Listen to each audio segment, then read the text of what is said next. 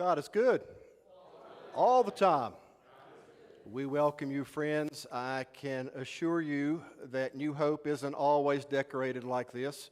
This isn't our full-time display, but we are marching toward a big VBS week, and we're excited about it. The theme, as you can probably tell, is Adventure Island, and our decorators got adventurous. I don't think they realized when they decorated that we would be actually utilizing the screen this evening.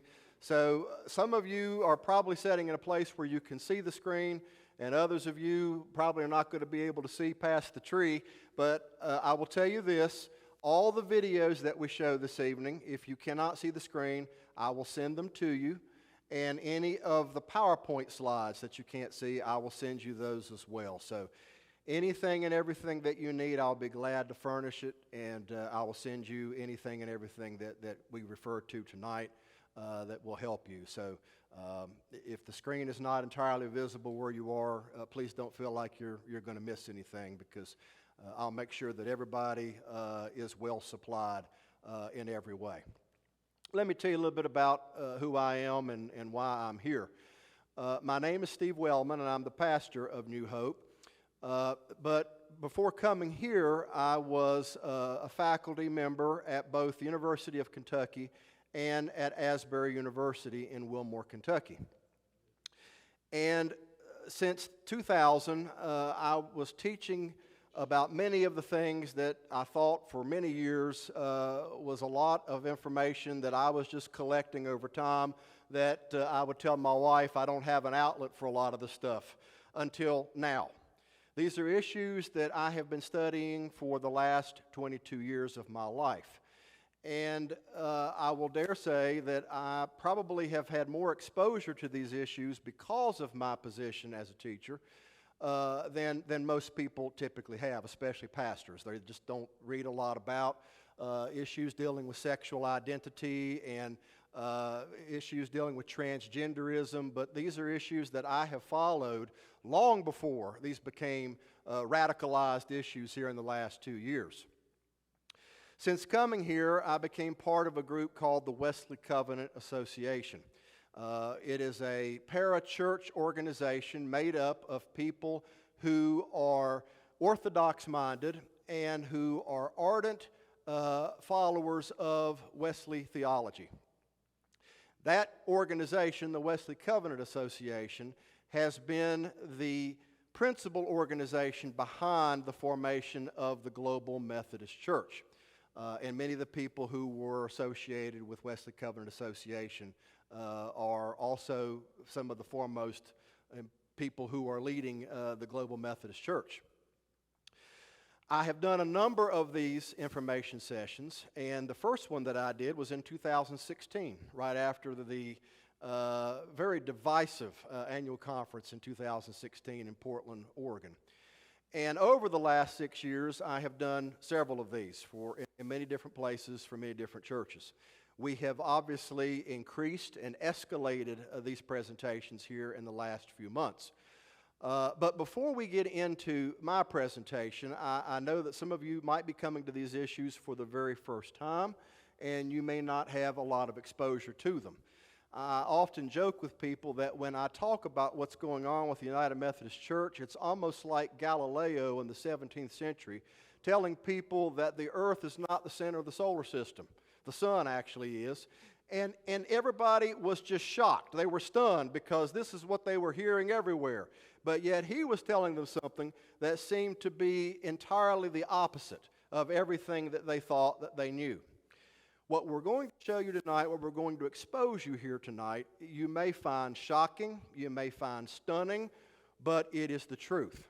I know the Wesley Covenant Association, by many of our opponents in this conference, we are often accused wrongly of spreading misinformation.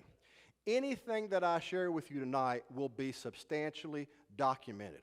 I will not give you my opinions. I will only give you sources that will have articles behind them or books behind them or names and places that I can give you exactly what you need to substantiate every claim that we make here tonight. There's not going to be anything that's hypothetical. There's not going to be anything speculative. We're only going to ground everything that we offer you in substantiated facts. There's not going to be any misrepresentation here. So, we're going to work extra hard to make sure that nobody could ever accuse us of misleading you or exaggerating claims or giving you information that was even slightly less than transparent. Before I get into my presentation, I want to open with a video that was put together by a former president of Asbury Seminary, Jeff Greenway, who now pastors one of the flagship churches in the Western Pennsylvania Conference. Jeff Greenway is a remarkable person. He's also one of the leaders of the Wesley Covenant Association, and he's also one of the leaders of the Global Methodist Church, and he's also one of the authors of the transitional book of discipline of the Global Methodist Church. So Jeff Greenway is a name that you can be acquainted with, a name that you can trust, and a name that for the Global Methodist Church is going to be a very vital contributor in the years ahead. Jeff and his team in the Wesley Covenant Association of Pennsylvania put together this 7-minute video that captures what a lot of people just aren't aware of that's going on in the United Methodist Church. And if you're not aware of it, you need to be made aware of it. And if you would like the link for this video, I can send it to you afterward. But without further ado, we will move into this video, which is titled The Continuing United Methodist Church, and it gives you substantiated facts as to what's going on behind the scenes, some things that I think will astound you and some things that I think will shock you, but these, as I say, are substantiated with names, dates, and everything that will confirm everything that you see in this video. So we'll ask Brian to go ahead and start it now.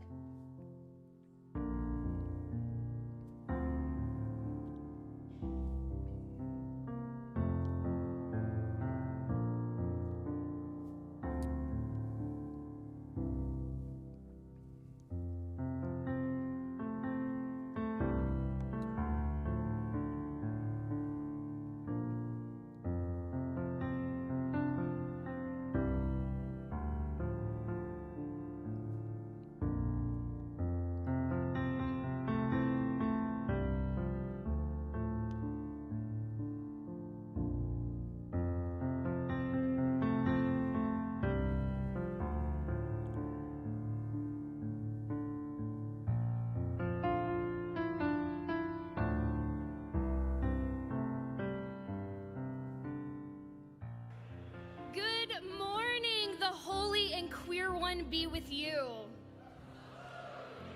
Good morning and welcome to worship. My name is Caroline Camp.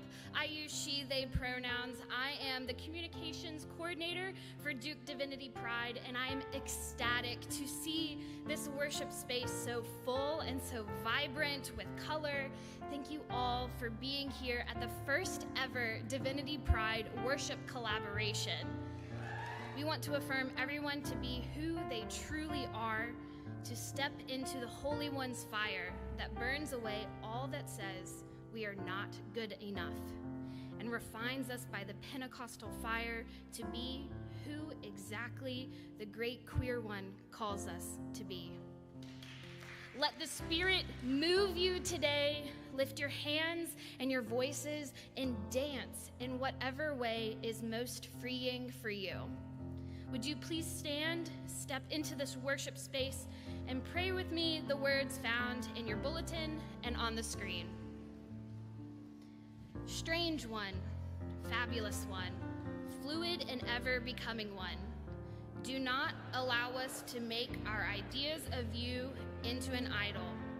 You are as close to us as our own breath, and yet your essence transcends all that we can imagine. You are mother, father, and parent. You are sister, brother, and sibling.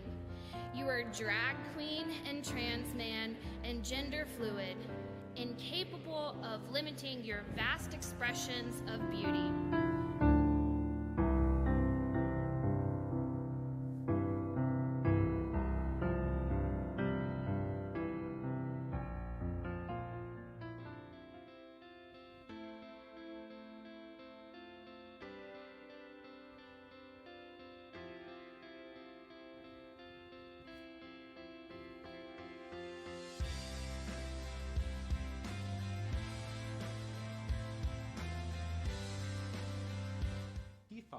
that the best ways to enact systemic change is through joy and carnival.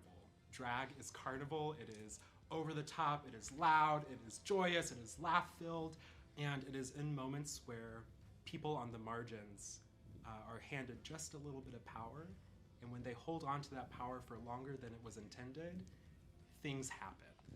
The commentary of the queer Bible commentary transposes the story of Christ. This really every story in the Bible, but specifically this one was about the crucifixion, and it transposes that onto the story of the queer experience. It forces the reader to wonder whether the story of Christ can be seen through a lens of queerness, through a lens of drag even. She read a line to me as we sat and chatted. The secret is what makes people tremble. And people will tremble, sensing the mystery of queer holiness.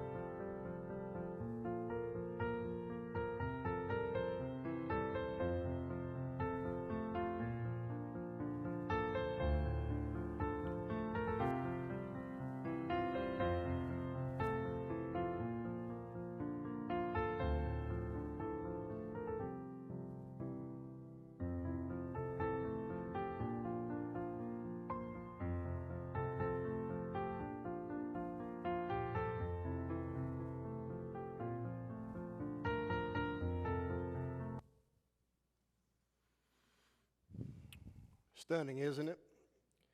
If you want that, I can send it to you. I can send you the link for that. I guess after seeing that video, you may ask yourself, why then, after seeing that, are Orthodox churches the ones who are leaving And not only are we the ones who are leaving, but we're paying money to leave. Why is that? Because at the last General Conference that was held in St. Louis in 2016, the discipline, as it had been done all the way back to 1972, was once again reaffirmed. And we thought that we had won. We thought that it was over in March 2016. But a rallying cry in the days and weeks that followed from bishops across the nation said, let's refuse to abide by this discipline. Nobody can do anything to us. Nobody can hold us accountable. And so in that moment, in the weeks and months that followed, we had political mutiny on our hands. And since that time, it has only escalated in many conferences, not just the one in Illinois where Pentecost happens to be, but in the Pacific West, you have all kinds of people straying from the discipline, and they have for years. And so we are at a place where obviously there is political upheaval and numerous people who have a discipline that's still orthodox, strongly orthodox, but it's not worth the paper it's printed on if people aren't following it, and you can't hold people accountable for it. We've got essentially a useless discipline and a useless constitution. So that's where we are. Now, in the months that followed, there assembled a group of people who believed that there had to be something done. And there came a document that emerged from that discussion that was known as the Protocol. We thought after that document was developed that separation would be amicable and it would be generous for all parties. Well, unfortunately, COVID happened. In 2020, that conference was canceled, and then it was rescheduled for 2021, where it was canceled once again. Then it was rescheduled for 2022, where it was canceled once again. So at that point, we don't even have a new conference that's scheduled, which would be in 2024. The date is still unknown. The location is still unknown. There was an option that reverted back to annual conferences. Annual conferences were under no obligation. Nobody had to follow it, but they could if they elected to. And if they elected to, they could follow a stipulation of the discipline known as 2553 that would allow churches to disaffiliate. Now, with that disaffiliation, it was determined because so many of the episcopacy, so many of them held a progressive view. And so many of our institutions and so many of our seminaries. The mediator that was brought in to arbitrate these discussions, Ken Feinberg, a world-renowned mediator, he said it makes more sense for the Orthodox to leave than for the progressives because they hold everything. They hold the episcopacy, they hold the administrative buildings, they hold the publishing house, they control the seminaries. It wouldn't make any sense for them to be the ones to leave. And so the irony of all of this is that we are the ones who are following the discipline. We're holding to what General Conference passed, and yet we are the ones who have to leave. Now, with that being said, we are the ones that's going to leave. But you will often hear a term tossed around, and maybe your own pastor has used the word. It is the word schism. Has any of you heard that word? Have you heard that word from your pastor? The word schism is a derogatory word applied to people like me, and probably like most of you sitting here. It is a word that suggests that we are the agents of disunity. We are the problem causers. We are the ones who are not agreeing to abide by what the church name says, united. We're being very disunited in our behavior. And so we're producing a fracture. We're producing a schism. We're being disunited. Well, if you hear this word, you know automatically if your pastor uses it, what they represent. You know what they're representing. They're standing behind the institution. They're standing behind the United Methodist desire to preserve its holdings. And anyone who calls them into question for straying from orthodoxy or for straying from the discipline, we're the ones who are causing the schism. We're the ones who are causing the fracture. So you hear this word schism, but you want to ask yourself, and you want to ask your pastor who uses that word, if it is true that there's a schism, what do you say about all the pastors and the leaders who decided after March 2019 that they wouldn't follow the discipline anymore? Aren't they the true source and agents of schism? Aren't they the ones who've decided they were not going to follow the United Methodist Constitution, which says that our only governing, deciding source is General Conference, which made its decision and made it fairly? Nobody did anything underhanded. It was a fair vote, and it yielded the same outcome as every other vote had. Aren't the people that decide they're not going to follow it, bishops, superintendents, pastors, and whoever else, aren't they the true source of schism? I mean, there are pastors like Tom Berlin, who pastors a flagship church right outside of Washington, D.C.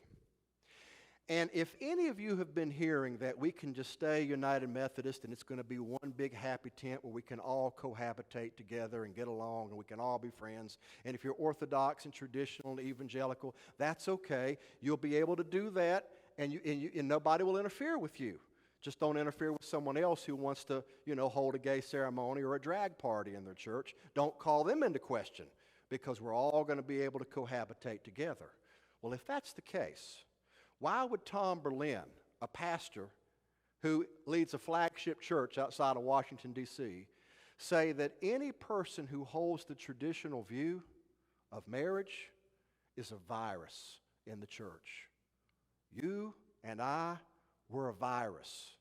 Now, if Tom Berlin, who is an author and his books are highly publicized by Cokesbury, they have a whole page devoted to Tom Berlin, if he's saying this while we're still under an Orthodox discipline, what do you think people like Tom Berlin are going to say once they're not under an Orthodox discipline? If you think that you're going to be treated to a big happy tent, then maybe you know something I don't know. But I think that if we're realistic, we'd have to say that people like Tom Berlin, they're not going to be hospitable to people like you and me. The United Methodist Church will not be a big happy tent where we all cohabitate together. Now, when you think about the foundation of unity, we're often considered to be the people who are being very disunited in our behavior. But Jesus himself gives the instructions for what true unity is. And it's not just staying by a church just simply for the sake of being united to a church. That's not at all what the foundation of unity is. In John 15 through 17, Jesus lays out specific instructions for what the basis and foundation for true unity should be. And you know what those instructions are? He says, you will honor God's word. You will honor God's commandments. Now, that Duke Chapel service where they said, call God by whatever name you desire. Dance in whatever way you desire. There are those of us who believe that the way in which we align ourselves into the way in which God has told us to align ourselves. We're not free to just make it up as we go along. We're not free to say, I think I'm just going to call God Old Queer One today because I like that name. We have an alignment problem with a lot of people in the Methodist Church that have decided they're going to make up their own names, they're going to make up their own doctrines, they're going to make up their own rules, and then they're going to say God's going to endorse it, God's going to approve it, God's going to sanction it, God's going to bless it. No, Jesus says if you're truly unified, you will honor God's commands. But that's not all he says. The second thing he says is that you will honor him as a supreme authority. You won't be praying to the moon god, as they did in that Western Pennsylvania service. You won't decide that you're going to treat something else as a supreme authority. Jesus says, if you're truly unified, you will treat me as a supreme authority. And the third thing he says, the true source of unity is when you become one with me, just as I and the Father are one. And what does that mean? It means we're going to pray just like Jesus did. Not my will, but yours be done. I'm going to surrender my preferences. I'm going to surrender my compulsions. I'm going to surrender my obsessions. I'm going to surrender all those things that drive my desires and all of my erotic pleasures. I'm going to say, God, this is yours, not my way, but yours be done. I'm going to surrender myself to you. We talk a lot about causing a table to be blocked because of people like you and me. We're not inviting people to the table.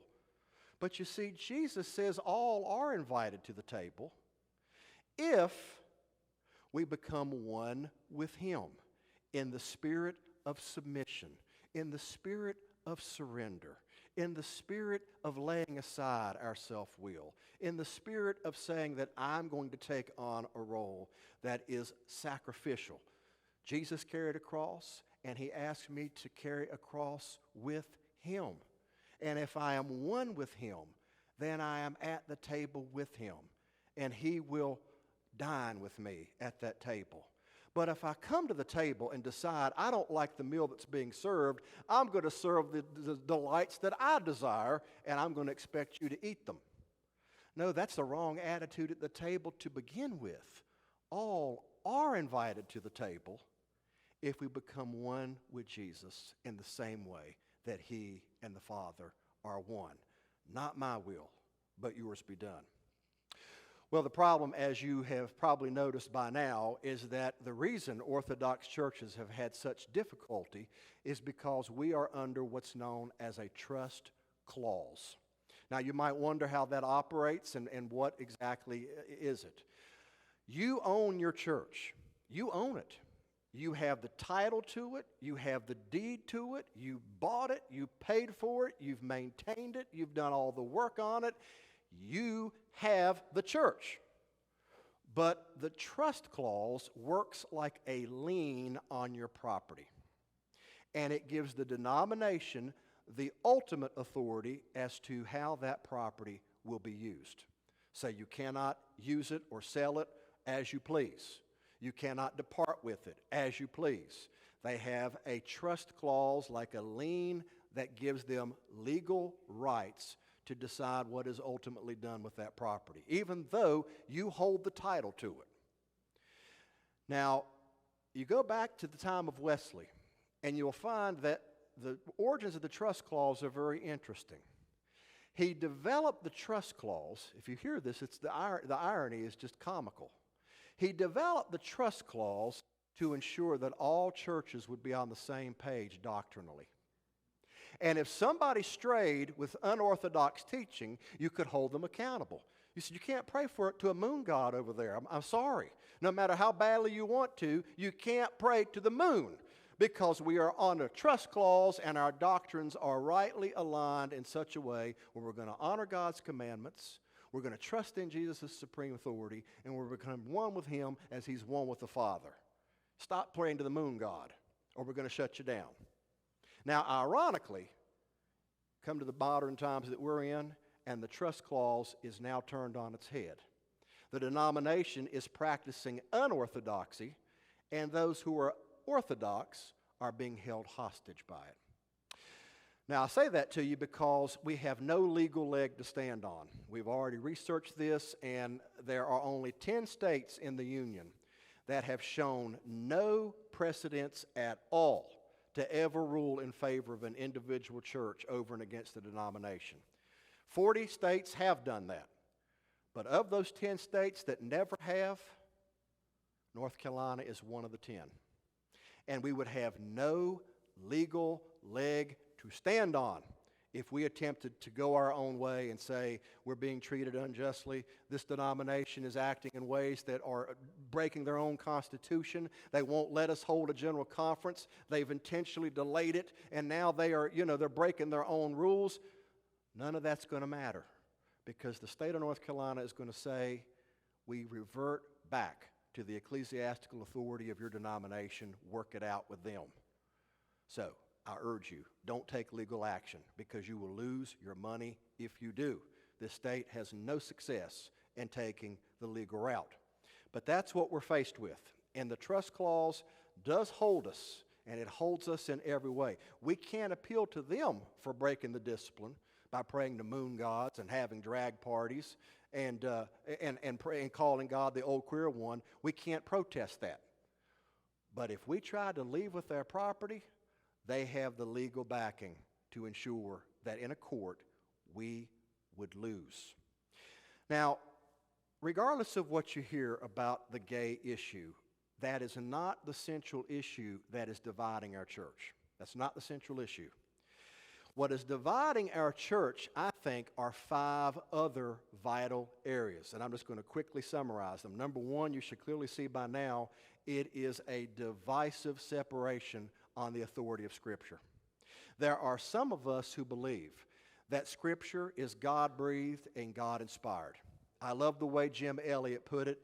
Why do you need to hear a voice when you have a verse? And that's the way we hear the verse. We hear it as God's voice directly to us. And so we see it as God's supreme authority speaking to us, telling us how to align our lives, telling us what pleases Him, telling us in what ways honors Him, and what reveres Him, and what brings Him praise, and the things that are in every way contrary to God's honor, and the things that in every way profane and blaspheme God's reverence. God tells us these things. Why do you need a voice when you have a verse? We think it's inspired. But there are some of us who believe that we can call God whatever we want to call God, because Scripture might have some traces of inspiration, but there are some of it that's just culturally bound, and in the modern world, we've got to align ourselves to appeal to a modern audience. And so there's going to be some areas in which we've just got to sort of rely on experience, or we've got to rely on reason, or we've got to rely on our own traditions in order to determine what we think is right. It was really interesting after the 2019 conference in St. Louis. It became clear that there were a number of people who took offense and said, we are really upset that we've got to follow a discipline when our values are very different from all the Africans who voted for the traditional plan in Africa. Why can't we have 2 disciplines, one for the Africans and one for the Americans? Because our ethics and morals are very different from theirs. Well, you see, Scripture, what makes orthodoxy so beautiful is that orthodoxy prevails in all times, in all places. We share more in common with our African brothers and sisters when we don't even speak their dialect. We share more kindred connection with them than we do most people in America that we share English with. They are so far divided from them that we are literally lost in translation. They speak a language that is so far mistranslated from where we are that we need a translator to tell us, what did they just say? What? Moon God? What? Queer one? What? We're so far apart. But orthodoxy, drop yourself anywhere in 2,000 years, anywhere in the world, and you're going to find in all times, in all places, people desired to honor God's voice, to honor Christ's supreme authority, and to become one with Jesus as He is one with the Father. The second thing that we depart sharply on is human identity and the fall.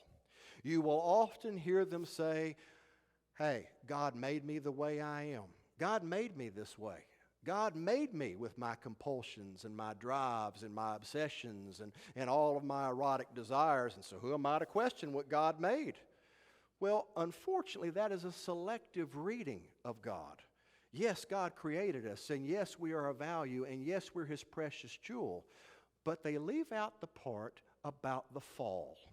They leave out about the part about the catastrophic and traumatic damage that sin has caused cosmically. Yes, we're created, but we were also damaged by sin and in desperate need of redemption. All of us. I'm not one to single out homosexuality. They've done that. They forced us to talk about it.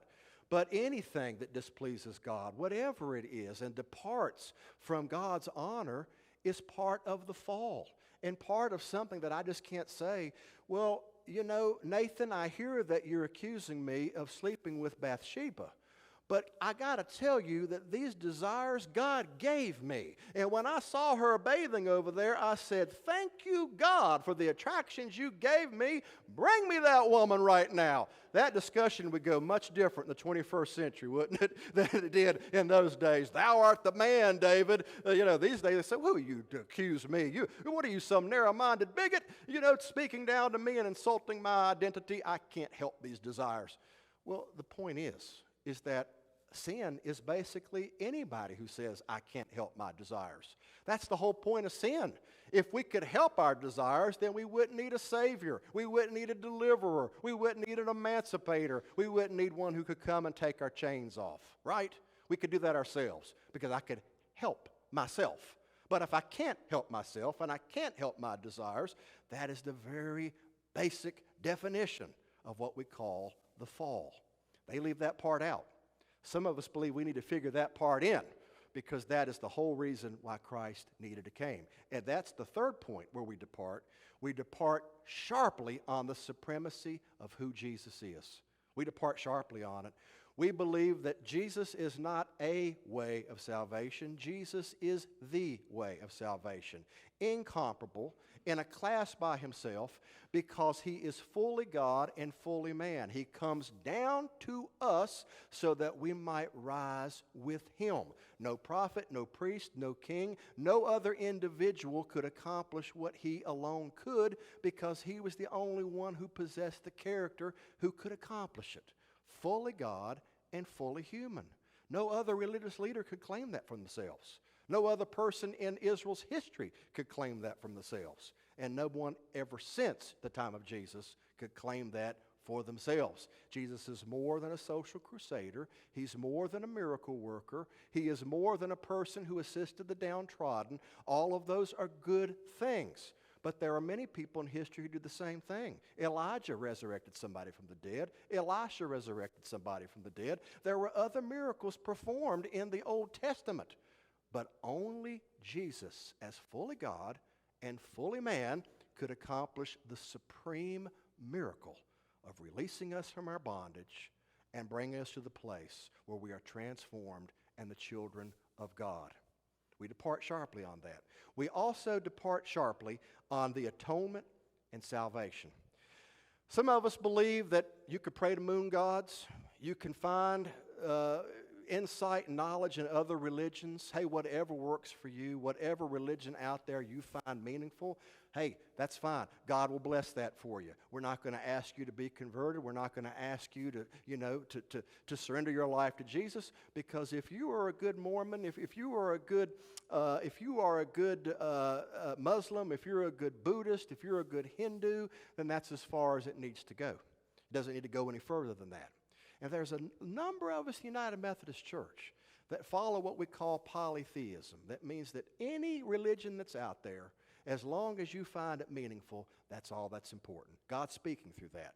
God can speak through many voices. God can speak through many different types of religions. But we find that Jesus is the supreme revelation.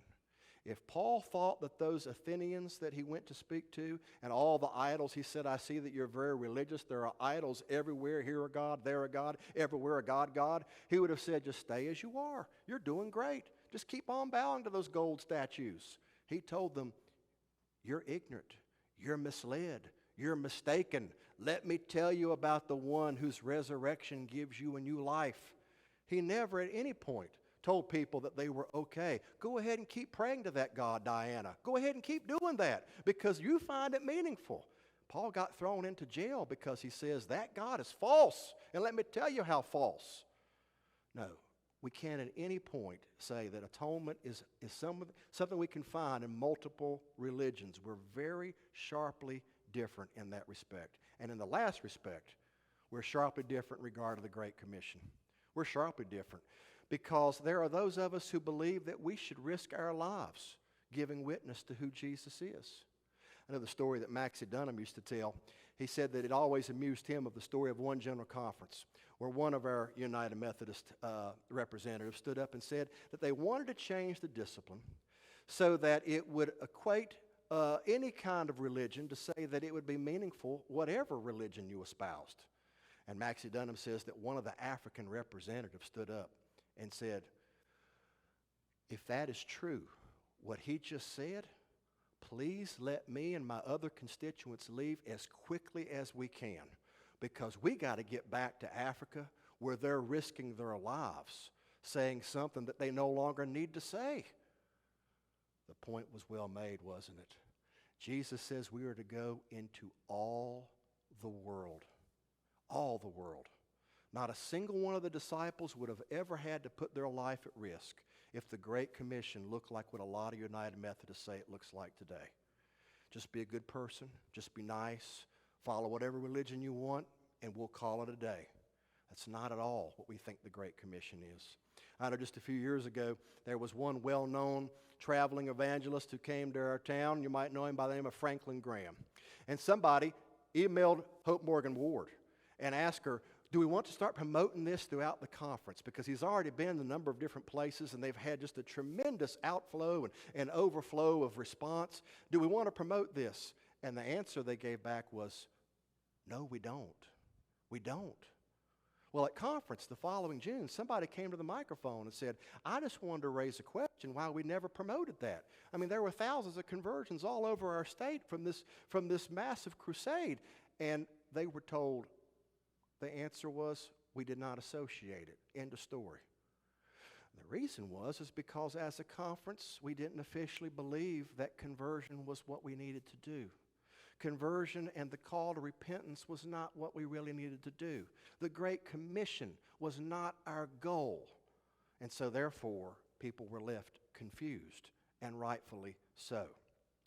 Now, I tell you that even though all of those other things are the reason we're separating, I think it's important for you to understand why evangelicals and the Orthodox community see the homosexual issue the way that we do. It breaks our heart. It breaks mine. Because I've studied these issues for the last 2 decades. And a lot of the things that I have read and know about, you never see on national news. You never see it in any national newspaper. But I know it created shockwaves just a few years ago when gay journalist Michael Hobbs published an article called The Epidemic of Gay Loneliness, which I can send you the link for if you're interested to see it. And Michael Hobbs, writing this, it was a rallying cry to say, as a homosexual, he was concerned about the way in which the popular media concealed the truth. He was concerned that none of the true health statistics were ever seeing the light of day. It's amazing his article even got published, but it was published in the Huffington Post. And here's what he said very quickly. I wish we had these on PowerPoint, but PowerPoint wouldn't agree with our document file, but if you want this, I can send it to you. Homosexuals are 2 times more likely to take their own lives. This is from homosexual author Michael Hobbs.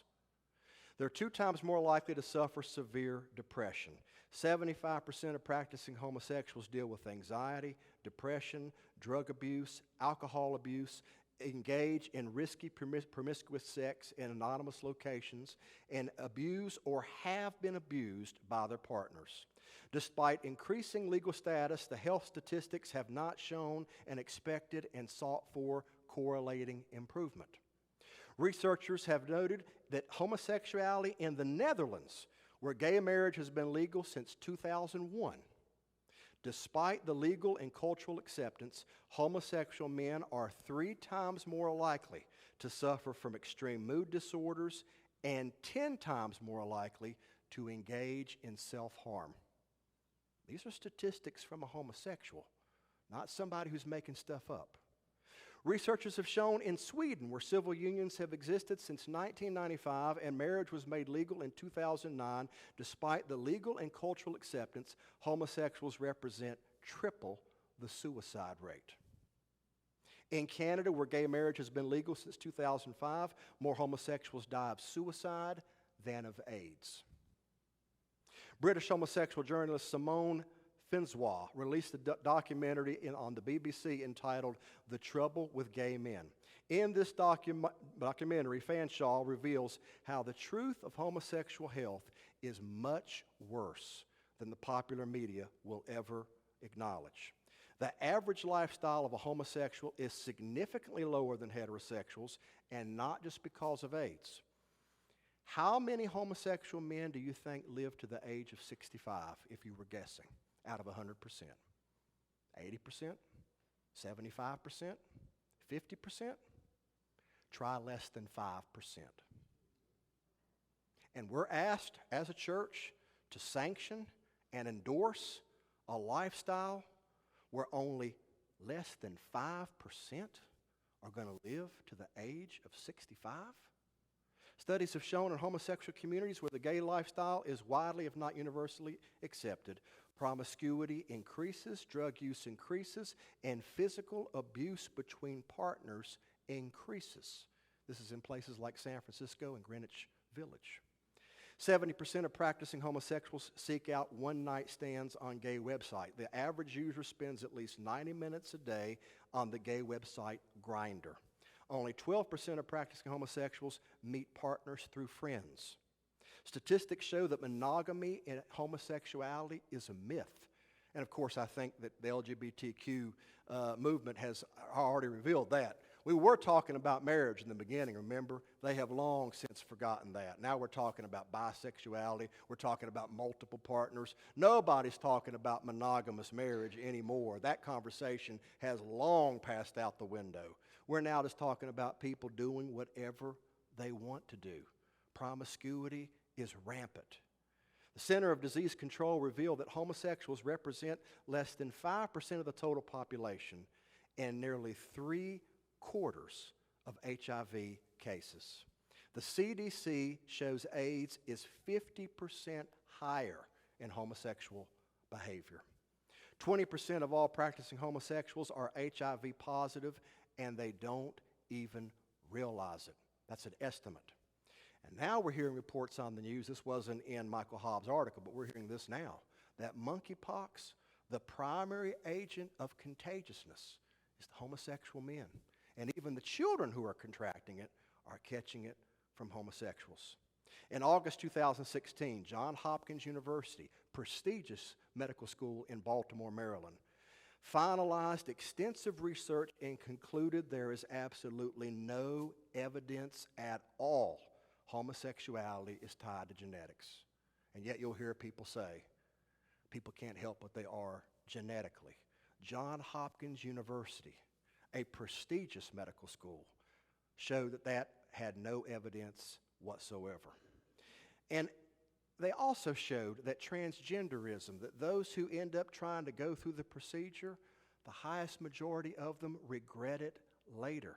And here's the most interesting statistic. If transgenderism really was biological, then why is it predominantly geographical? Why is it that you've got a lot of them in New York or in California, but not that many in West Virginia? I got a sneaky suspicion that it's culturally reinforced. I got a sneaky suspicion it's what they hear every day. I got a sneaky suspicion it's what they're exposed to and what they're reinforced by what surrounds them every day. It's just very interesting that statistics that supposedly say it's biological are predominantly geographical when you look at the numbers. Center of Disease Control studied that the gay women suffer more physical abuse from their partners than even gay men partners do. And the CDC showed that 44% of gay women have been abused, and 67% of gay women have been abused in their past, by somebody in their past, family member, someone molested in some way. Very high percentage. CDC reveals that gay women have significantly higher rates of viral infections than heterosexual women. That's a lot to take in, isn't it? I think that if you're truly loving, you will hear those statistics and you will say these are fair questions to ask. These are important questions to talk about. These are urgent questions as a church that we need to bring to the center, rather than to say we're going to enable and we're just going to allow whatever a person desires to do. Even when all of these diagnostics tell us that you're endorsing and enabling a lifestyle which is not wholesome, which is not leading to wholeness. It's not producing health. It's producing the very opposite. Well, we've been told that we've got to adapt our doctrines in order to appeal to a modern audience. That's what everybody keeps telling us, right? You got to change, or else the modern world's just not going to listen to you anymore. Well, Church of Christ, they changed their discipline in 2005. The Presbyterians changed their discipline in 2010. The Lutherans changed their discipline in 2010. And the Episcopalians changed their discipline in 2015. There have been a number of organizations that have observed these denominations to see what kind of results they've had over these last several years, 17 years for the Church of Christ. And they have discovered, where are these modern people who were ready to stampede the door when you decided you were going to change your discipline? In all of these cases, for all of these big four main lines, Church of Christ, Presbyterians, Lutherans, and Episcopalians, they have shown drastic and substantial losses. In fact, one review said the Church of Christ, their losses have been so substantial that within the next 20 years, they could very well be extinct as a denomination. And yet, they keep telling us that we've got to change in order to appeal to a modern audience. You see, we know that in the last 2 years, we have seen a lot of instability in our world. We've seen the instability with the pandemic. We've seen the instability with racial riots. We've seen the instability on every level economically. Anxiety levels are at the highest they've ever been in our nation. Is this the time where people need more shifting of currents? Is this what they need?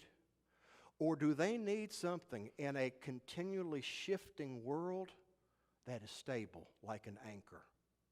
The beautiful thing about orthodoxy is that in a world that is constantly shifting in every way, orthodoxy gives it something that is stable, something you can stake your life on, something that you know is not going to move out from under you and pull you out from under you like a rug. You can stake your life on it. And it's been said that there are 7 aspects of culture, 7 aspects: government, business, education, journalism, and entertainment and the arts. I don't know about your children, but what about mine and the rest of the world out there during Pride Month? What were they hearing from our government? What were they hearing from businesses like Google and Apple? What were they hearing from universities like Harvard and Yale and Princeton? What were they hearing from the media and journalism? What were they hearing from the entertainment industry like Nickelodeon and Disney? The last 2 pillars of those 7 aspects are family and church. It has been said that by the time a child is even 10 years old, every single year the advertisement agency spends $12 billion. $12 billion. So that your child and mine can see 40,000 ads a year. By the time they're 10 years old, they've seen nearly 500,000 ads. And what do you think those ads have promoted in their life? What do you think those ads have aimed to reinforce? What is their government telling them? What is social media telling them? What are the universities telling them the minute they arrive at the front door? Proper pronoun usage. They get a lesson at every Division I university now on how to use your pronouns right. You see, we're up against it. And if the family and the church are nothing more than another echo, then we don't stand a chance in this world. Orthodoxy is that lone voice. It's the voice crying out in the wilderness.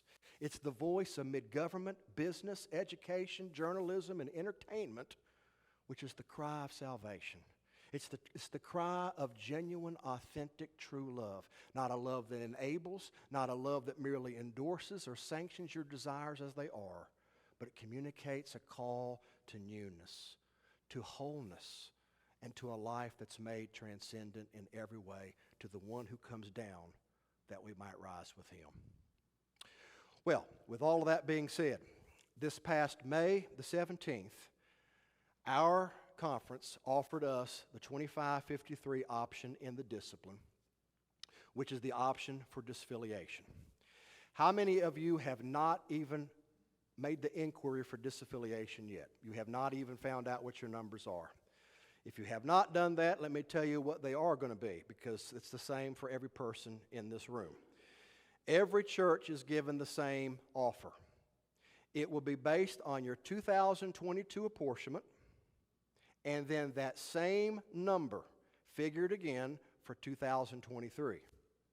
And then that same number figured again multiplied by 2.5 to determine your pension buyout. And then you add all three numbers for your buyout. It's going to be the same. Even if you don't know it, that's what it's going to be. Your 2022 apportionment, the same number computed again for 2023, and then the same number multiplied by 2.5 for your pension buyout. If you were to pull out of your pension even as a private person, you have to pay a penalty, right? And so the reason for the pension buyout is that it determines what your church would have contributed over a period of several years had the need arisen, if the market had taken a steep decline and your church would have needed to pay into the pension again. Right now, as you will know, that the pension has been fully funded for the last few years. We haven't needed to pay it because it's been fully funded. But a pension buyout requires that we pay what our church would have paid under the most pessimistic scenario. If the market were to decline substantially and your church were still a contributor, what would your church have paid over the course of multiple years to support pastors who are presently retired? So that's how they justify the number. On May the 17th, they gave the plan of what it would look like. And your church, and the way you would start this process, is you would begin the process by making the inquiry for disaffiliation. And you get the number, and it's, you have that one number there looking at you, and your first reaction is like sticker shock. Take, for instance, if your apportionment was $20,000. $20,000 for 2022, $20,000 for 2023, 20,000 times 2.5, which is 50,000, all three numbers added together, you see 90,000 looking at you. You're thinking, what? And we're the Orthodox. We're the ones following the discipline. We knew that even if the protocol had passed, that the pension buyout was always going to be required. That was always going to be a part of it. And here's the irony. Had the protocol actually passed, they would have had no choice but to take the 2022 numbers to base their computation on, and that buyout number would be twice as high because the market has bottomed out in the last year. But because of Bishop Farrelly, he encouraged the conference to use the 2021 numbers, which reduced our pension buyout number substantially, probably by 50%. So you got a number there. It's going to be a substantial number for whatever size church you have, but you have to take the long view. Don't react with sticker shock, and here's why. Number one, we just found out today that the WCA has now made available $3 million of grant money, which churches can apply for. Now, it's for any disaffiliating church across the nation. It's only $3 million of it, but it's worth your while to look into that, and I can give you information if you're interested. But even better than that, another anonymous donor has made available $100 million in low-interest loan. And churches can also apply for that as well. So before you start attempting to go to banks or wherever else, I would check those two options before you do anything else, because that would be your best option. But you take the long view, because in the Global Methodist Church, apportionments will drop by 50%. Right now, your churches are paying about 10% of your budget for apportionments. With the Global Methodist Church, they will be 5%. So you look at what you're paying now and you think, over the long haul, whatever I take to pay back those loans to disaffiliate will be in the long term less than what I would end up paying with the United Methodist Church, because I can guarantee you apportionments are going to go up in time. They already have. Our apportionment number came and it was higher next year than it was this year. And as more churches disaffiliate, you can count on that number continuing to go up. And so over the long term, if you take the long-term perspective, if you have to pay back a loan, look at it in terms of the GMC's apportionments decreasing by half, and whatever you're going to pay as part of the loan in the long term will end up being less. Now, once you make your inquiry for disaffiliation, you would then have to assemble your council to take a vote as to what you wanted to do. Do you want to proceed Do you want to remain UMC? If you desire to proceed, you have to take a vote, and it only has to be a simple majority. Say you got 15 people on council. If the vote ends 8-7 for disaffiliation, then you can move to the next stage. Now, once you have done that, you would fill out what is called the preliminary disaffiliation agreement. It's not a complicated thing. They have highlighted portions in the contract that you're to fill out now. More will come later, but the highlighted portions you fill out now. And there are 3 things that you need to upload when you fill that out. Number 1, you have to upload your list of the people who attended council and who made the vote. And if they voted to disaffiliate, you have to show who was there and how the vote turned out. That document has to be included. You also have to upload to them your current roll sheet with contact information.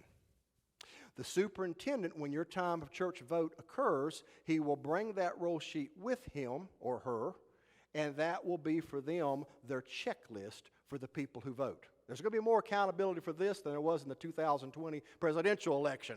They're going to make sure that nobody double votes, that you don't go to, my buddy William's church and vote and then come to my church and vote. They're going to make sure that the vote counts one time at New Hope or at Benson, and at only one time only. So that will be their checklist. That will be their roll sheet. You supply that to them. Now you can take members in all the way up to the point when you send that roll sheet to them. But the moment you send that roll sheet to them, those members will be the ones who can vote. The decision will be made by only people who are professing members of your church, and it has to yield a 2/3 majority.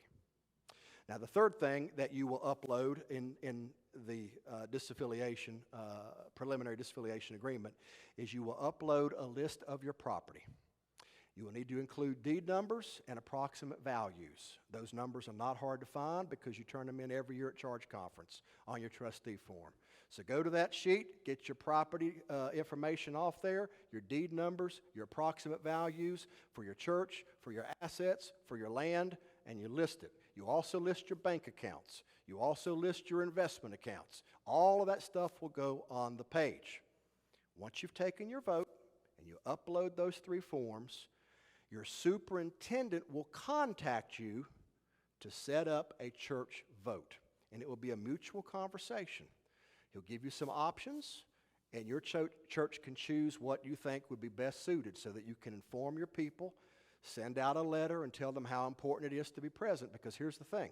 Let's say your church has 100 members, but 10 people show up for the vote. 2/3 of 10 will determine the future of your church. It's 2/3 of the people who show up for the vote that determine the future of your church.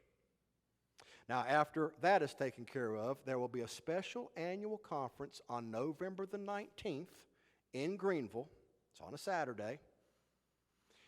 And there is where we will complete the signing of our disaffiliation agreements, and all of the process of everything taken care of with the conference board of trustees will happen there, and the bishop will be there, and that special annual conference will be the time of disaffiliation. No church will officially disaffiliate until December 31st, 2022. And when you fill out your form, that's the date that you put on there, if you're going to try to move out in the first wave. December 31st, 2022, if you're aiming for that early. Now, behind the scenes, while you're doing this, you would want to get legal help. You'd want to get somebody to offer you some legal assistance, a lawyer.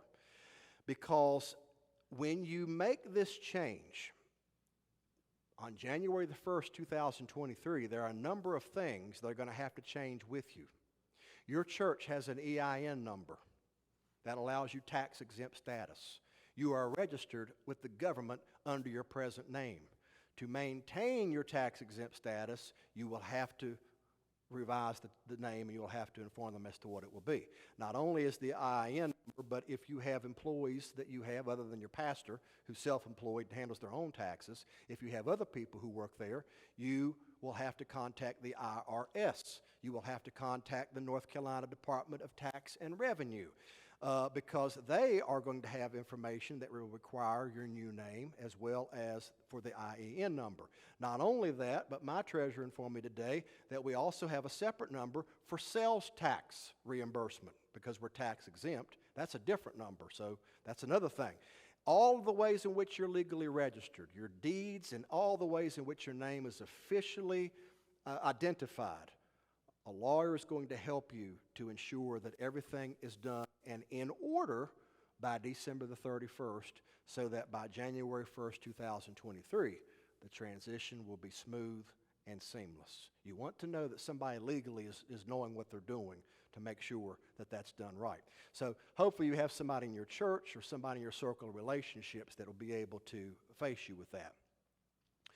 Now, if you're sitting here and you're thinking, my pastor has not been an advocate, my pastor has not been a person who's even, he or she has not even told me what's going on. This is the first time I'm hearing any of this stuff. Well, there is something you can do.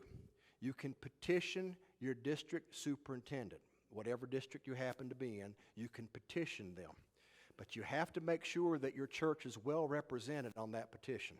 Make sure that it has a list of your leaders. Make sure it has a list of your people that represent your contributing energy in that church, because it will speak volumes. If you're wanting help for knowing how to do this, Jarvis Memorial in Greenville is one of the churches that is a nice model for how this is done, because they're doing it right now. They are taking up a petition. There's over 300 names on it, and there are people in that church who would love nothing more than to tell you how to do it and to what to go about to do it effectively. You'd want to petition the DS, and you'd want to copy the bishop and the bishop's assistant, Gray Southern, on that petition so that all three get it, your DS, Bishop Fairley, and Gray Southern. Now, when you're sitting there thinking, you're thinking of the things that need to be done, your things that just seem to be, obstacles before you.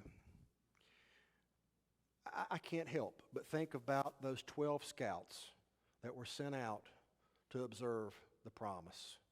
And they looked from a distance, and they thought, it's beautiful over there. But 10 of them came back and said, there's a buyout. There's an expense attached to this, and it's not cheap. And we've got to do a bunch of stuff and fill out a bunch of papers and get a lawyer and everything. We better just go back to Egypt and settle down there. They had good garlic over there. Let's just settle down right there. No papers, no expense. Friends, what I'm here to tell you is that Joshua and Caleb said, it's too expensive for us to stay.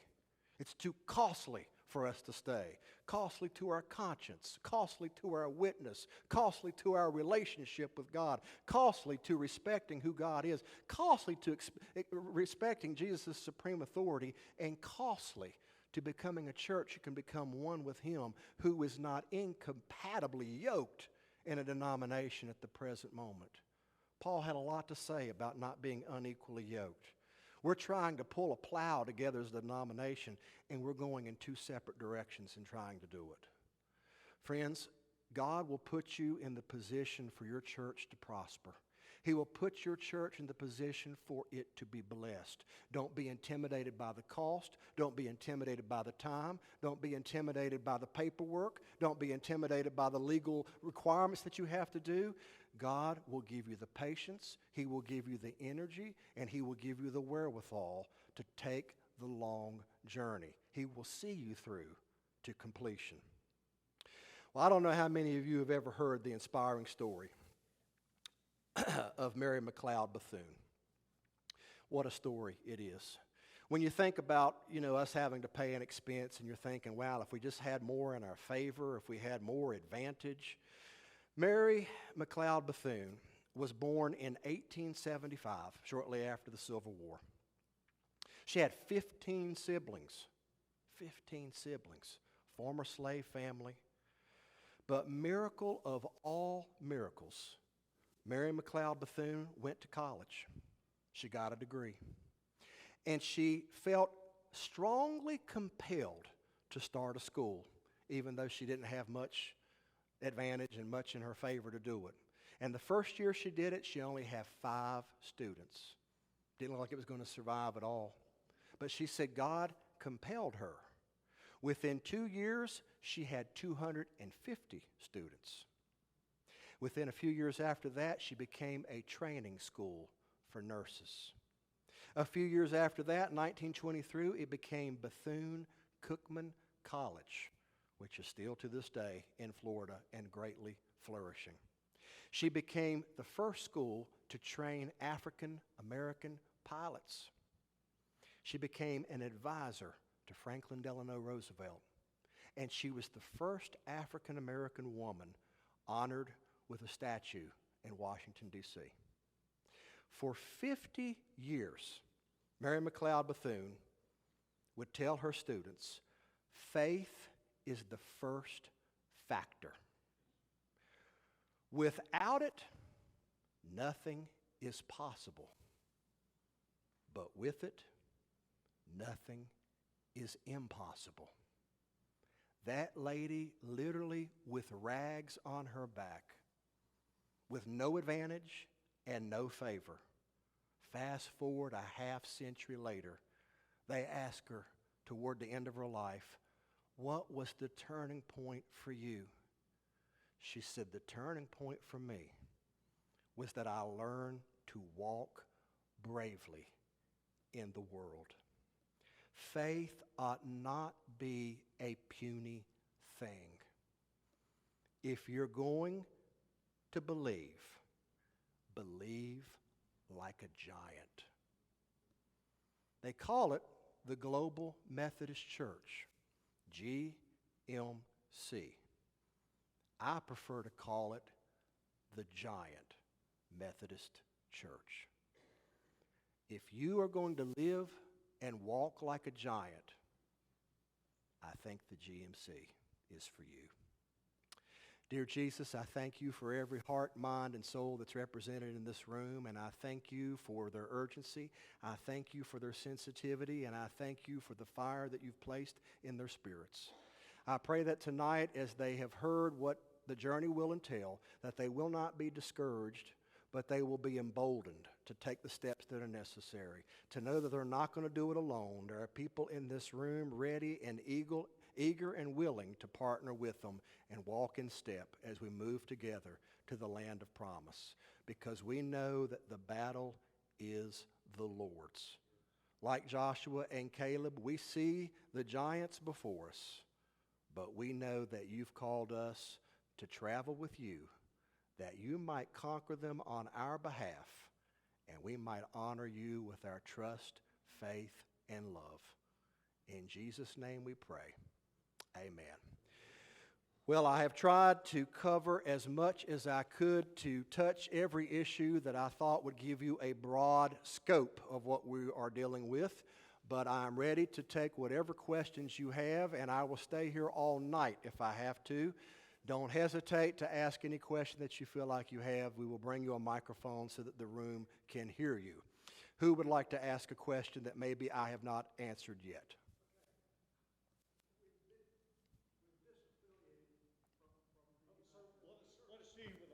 We're going to bring you the microphone. So.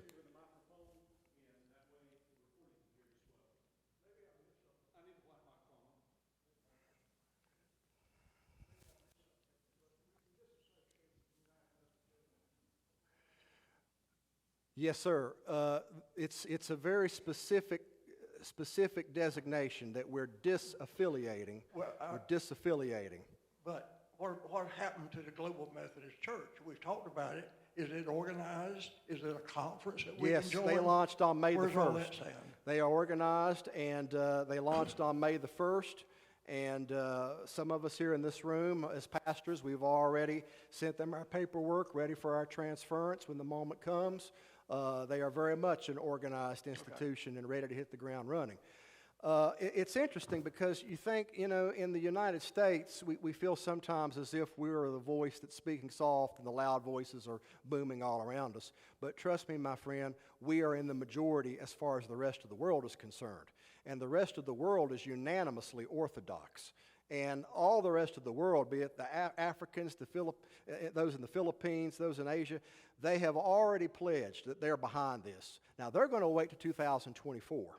And for good reason, because they're going to see if they can carry the votes of General Conference in 2024, but they've already pledged that they're behind the GMC. If they don't carry the votes in 2024, then they say, we're leaving anyway. And good luck any North American bishop holding us to a trust clause in Africa. Not a single court over there would ever hold them to it. But here we wouldn't have that kind of luck. But the rest of the world has said that they will leave, and they will leave without any problem because no court in any of their territories is going to hold them to trust. None at all. But the rest of the world has pledged almost unanimously that they're going to be behind us. So they're going to call themselves, they're going to keep the name United Methodist Church. But the irony is that the only thing they're united with is their own postmodern ideas.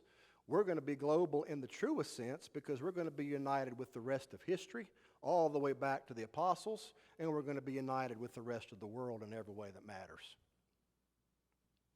I'm going to bring this person the mic.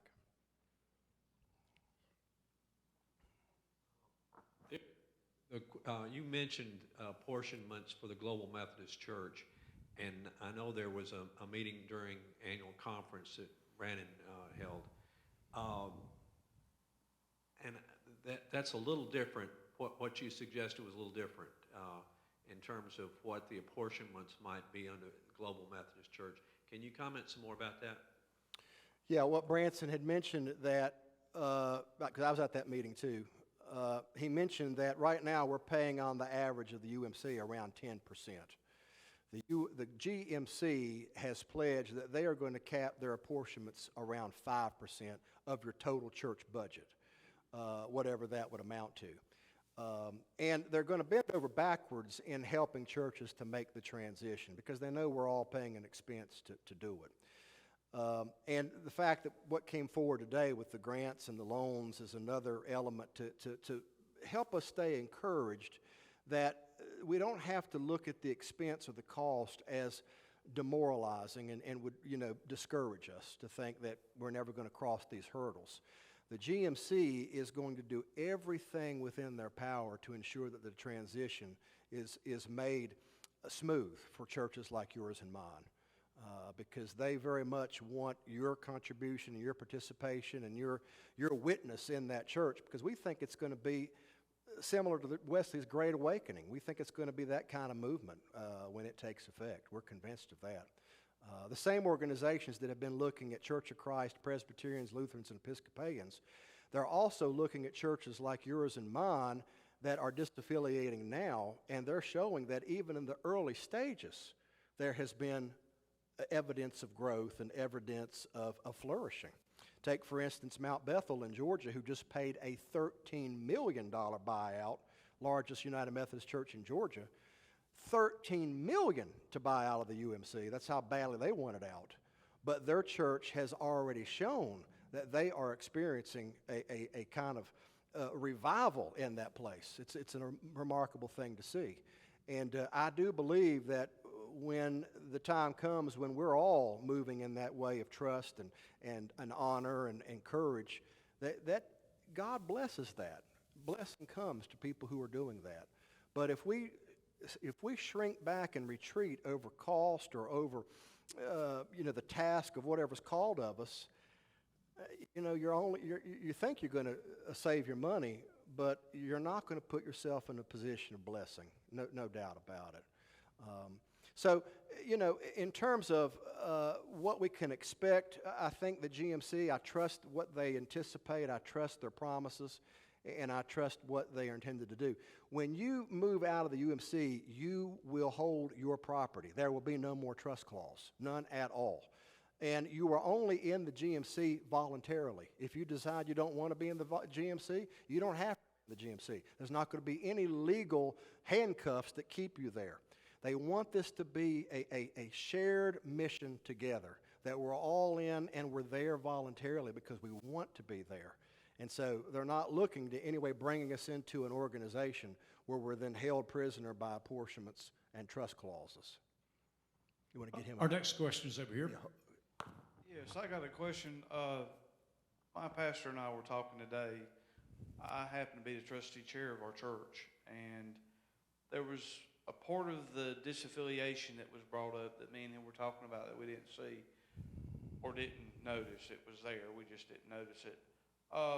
Turning over documents like the history of our church, there's one place in there where they want you to turn over all these documents that have no value to what I would consider the United Methodist Church, but it has all the value to us because it shows our heritage of where we come from and where we're at.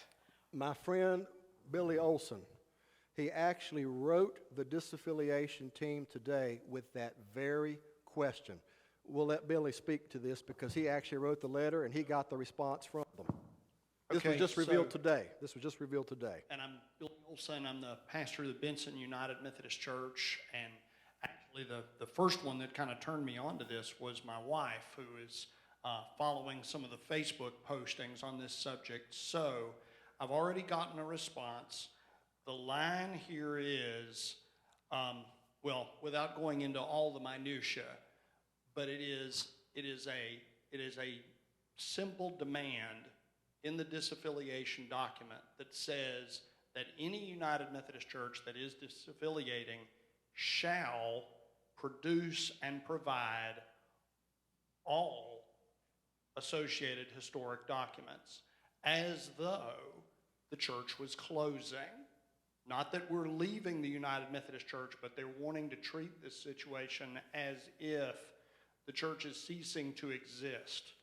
And they're asking for not copies. They want original documents. They want the church roll. They want the baptismal roll. They go as far as to say they want, if there's a cornerstone at your church, and there's something in that cornerstone, they want you to hire a brick mason, pry the cornerstone out, open that thing up, and send them whatever it is. So You can't make this stuff up. You can't make it up. Well, so in my opinion, this is one of these things where whenever there's a divorce, whenever there's a separation, there are always unintended consequences. I believe this is something that was not entirely well conceived when this disaffiliation agreement was written. So here's the nub of my response on this, which was that I wanted to get a reaction from Bishop Fairley and or the designated history archives person of the annual conference. My question, what steps will the North Carolina Conference take to preserve any and all historical materials shared by our church? So if our churches were to interpret their demands literally, and we're sending them physically, if we decided to part with that historical information, we would in turn have a reasonable expectation that our historical materials would not only be kept and preserved, but would also be accessible to us in the future. For as much as it would be a burden and a bother for us to copy a load of historical documents, I think it would be even worse for whomever at the annual conference level might be tasked with preserving all these historical documents, most, if not all, of which would be paper. So my slightly cynical attitude is, hey buddy, if you want every piece of paper in my church, rent a big warehouse, because I'll bring it to you, and I'm going to call in 6 months and say, I want to come see every page and make sure that it's there. So the response, which I got a response within an hour from the disaffiliation team, that they are reviewing this specific information right now. So what my proposal was, hey, let's have a good faith agreement that says if we disaffiliate, the United Methodist Annual Conference will always be welcome to come to our church, make an appointment, peruse whatever historical records you want. And we in turn would expect that if we wanted to go research something about our church and we wanted to go to an annual conference office, that we could do that too. So I'm hoping that we're gonna see some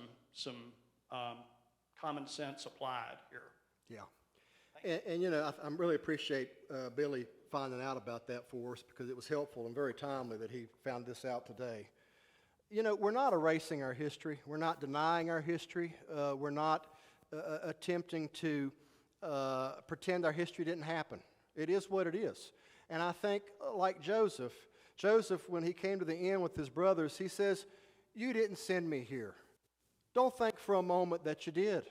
God sent me here, to this point, to this place. This exact moment, God's mighty hand was present with me every step of the way. I'm not about to deny things that existed in my past. I'm not about to erase it. I'm not about to burn it. I'm about to accept that everything in my story, for good or for bad, in the United Methodist Church has brought me to the place where I am today." We can cherish our history. We can celebrate our history. We're not going to burn it. We're not going to deny it. We're not going to pretend it didn't happen. But on the other hand, God never calls us to build museums. We're not called to build museums. We're called to build missions. And so if it does happen, and the fact that Billy and I or whoever else has to turn over our museum to them, I would say have at it. Because God didn't call me to build a museum. I'm not here to erect some kind of tribute to the past. I'm here to build a horizon to the future. And whatever is in my past that helped me to do that better, that I can build from and that I can draw from, you can't take that away. You can't put that in a box. You can't store that in a warehouse. And so the things about me that have imprinted me, that God's mighty hand brought me through His providence, you're never going to put that in some dusty cobweb box that's stored away that nobody's ever going to read. But the good news is I think that there is a good faith, willingness on their part to work through this issue because it has created such an outcry. Next question. We'll get to Jim right after him. This is more of a comment about the documents. The church that I go to, I just moved into it. It's my wife's family church. Anyway, looked at what was turned over to the conference. Says we have 230 members. We actually probably have 80. Yeah. And it may even be closer to 60. And if, they want all those old records, there's an old ledger book that I guess is something historic. Maybe John Wesley created it. Right. And I mean, that whole thing is just silly to me because I don't see why we couldn't take the attitude like the church I go to. It was founded in 1855. Yeah. And, those documents predate 1968 when the United Methodist Church came around. I would take the attitude that, hey, we're going to be like those bishops and we're just going to ignore what you want. Well, I think you've got a point. I would be surprised if there was anybody in this room whose church formed after 1968. Anybody's church formed after 1968? Everybody in this room predates the United Methodist Church. You predate it. You were Methodist before you were United Methodist. So, with that being said, the whole thing about being disunited, hey, look, we predated the United Methodist Church. We were here before it was, and we'll be here after it was. The thing is, we were Methodist, and we will remain Methodist. The only difference is the Global Methodist Church will take what is a strong Orthodox discipline, which exists, and they will actually follow it. They will actually abide by it. It's a great discipline. It really is, on paper. And it will remain such when we become Methodist in the truest sense. Steve, I'd like Jim Huskins, currently attending St. Joseph in Pikeville. The first thought I had about the files is I used to attend this church back in 1980. I left here to go be a minister. And this church has a history, and their files, the records that you have, are history of this church, not necessarily Methodism, but the congregation that came here and built this church. As far as Billy is concerned, I think something like a legal agreement that this church would hold those records, and any time the Methodists, United Methodists wanted it, they could, but they would be deposited here. I think this would be a legal separation. What more concerns me is the churches who do want to disaffiliate, we have a system of district superintendents and districts and bishops that we're familiar with. Without that leadership in the next year or two, we're going to be like wandering in the wilderness. We need a Moses. What work has been done toward gathering up the churches who want to disaffiliate and putting them in a district with the Global Methodist Church where an overseer would be assigned? And the second part of that question is, most of the churches that I know that are talking disaffiliation, the preachers are also talking about leaving the United Methodist Church. Yeah. So I don't see an immediate need to go finding pastors, but that could be the problem that a church has. Right. And it could be that you're going to have to call on your laity back to be lay speakers and lay leaders until the system is set up to appoint a pastor or you hire your own. And of course, if you don't move right immediately into the Global Methodist Church, you have that option. You can hire your own pastor. Yeah. Or you can go online, meet in your church, and follow Steve or someone else on Facebook. You can follow a lot of different people in your church. You could go and worship in your church. So, but that has been concerning me, that some congregations might be wondering, okay, my preacher don't want to disaffiliate, but we do. Where will we get a preacher? Right. So those options need to be discussed. Yeah, and they are. I would encourage you to go on the Global Methodist Church website where the Transitional Book of Discipline is found. It's a brief book that's currently in the works of being expanded. It's only about 150 pages, but it lays out in basic form, preliminary form, as it were, for the transition. And it is going to be a structure where there will be bishops and superintendents and a similar hierarchy that we presently have, without a lot of the overhead and a lot of the red tape and a lot of the bloated, bureaucratic, overexpended, and overpaid people at the top. Those days are long gone. Because the first thing the Global Methodist Church did was it brought reform to all of this overpaid, bloated bureaucracy that was at the top. So that's the main reason your apportionments are going to decrease, is because it's eliminating all this bloated bureaucracy. There will be conferences. They will be more regional in the early days than they are presently, but even the United Methodist Church is going in that direction, because Bishop Fairley is over 3 conferences presently, and you're seeing a lot of other United Methodist bishops that are over multiple conferences, simply because of the restructuring that's necessary to handle that. We will probably be aligned in a southeastern kind of way, the way that the present southeastern jurisdiction is designed. It'll be more regional in its structure in the early days, but it will follow a very similar hierarchy of superintendents and regional supervisors. It will be a little messy at first because, like you say, there are some pastors who want to disaffiliate and some churches that don't want to disaffiliate, and vice versa. Some churches that want to disaffiliate and their pastors don't want to, they want to stay. So it's going to take some time to sort all of that out. I know that the conference attempted to try to accommodate pastors who were looking into the future this year. They were saying, I need to be moved because I sense my church is ready to exit and I don't want to be, and I need to be taken to a church that wants to stay United Methodist. So you heard of some people being shuffled around this year, and part of that is that these pastors were anticipating where their churches might go. Now, I will say that this disaffiliation proposal that's on the table actually extends all the way to December 31st, 2023. So there is some time for churches and pastors to iron out their differences. We've got some people sitting here tonight whose pastors probably don't want to disaffiliate, but yet the churches are sitting in this room and they might be prepared to disaffiliate. So they've got another year to get their house in order and to begin transitioning accordingly. And I think the conference is anticipating some of those scenarios, and they're asking people, what do you expect your church to do? What do you expect your pastor to do? And I think some pastors, in wanting to stay where they are in their community, where their wives work or their kids go to school, that's part of their motivation. by withholding the information. They don't want their churches to leave. And they might be good or nice in every other way, but they've withheld information because they don't want the church to disaffiliate. And that does the church a big disfavor because time is of the essence and decisions have to be made.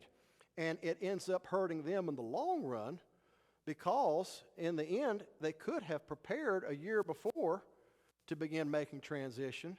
And now they're in a situation where they might have to leave mid-year if a church disaffiliates by the end of this year. Could be cases like that.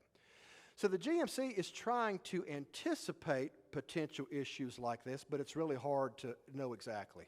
It's hard to know how many churches will be without a pastor. It's hard to know how many pastors will be without a church. It's just very hard. But they do have a program in place of credentialing and providing the certifications for pastors who can move into these churches if they need someone in an intermediary period. They are prepared to do that, and that's in the transitional discipline. There's a program in place for the training and education and preparation of these pastors. So they've anticipated it, and they're doing the best they can to project possibilities, but it's going to be a difficult thing to predict accurately. It probably will be a messy scenario for some churches. That's why it's important to try to find alignment while there's time between pastors and churches. It's so vital. It's so vital. That's why we started these discussions here in 2016, because I knew it was only a matter of time before this day was going to arrive. It was only a matter of time. It was not a matter of if we were going to separate. It was a matter of when. Church of Christ, Presbyterians, Lutherans, Episcopalians told us, your handwriting's on the wall.